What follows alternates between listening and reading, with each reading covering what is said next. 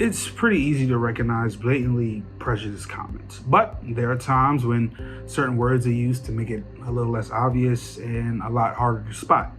These smaller, often overlooked moments of prejudice are called microaggressions. So in this video, we're going to explore and identify microaggressions and how to determine if or when they're worth responding to.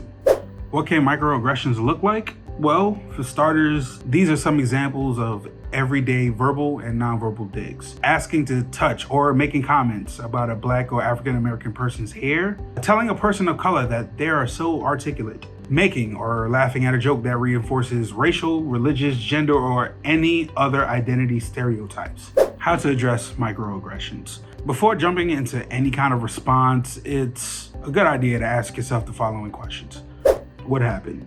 Since microaggressions can be subtle in nature, they can be difficult to identify in the moment. If you have a gut feeling that something isn't right, you may want to run the situation by a trusted friend for more insight. However, if you think the situation warrants a response right away, ask yourself the next question. Is this worth responding to? In an ideal world, every injustice would receive a quick and proper response.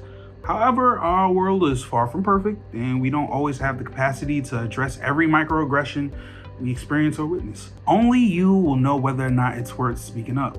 If you're worried your response may jeopardize your safety or your well-being, then you may want to walk away, and that is okay. But if letting the comments slide compromises your standards, you may want to respond, which brings us to our next question. How will you respond? If you decide to respond, here are some options. Ask for clarification, empathize, and then explain how you learned better. Be direct and tell them how it made you feel. In a group setting, suggest the use of more inclusive language.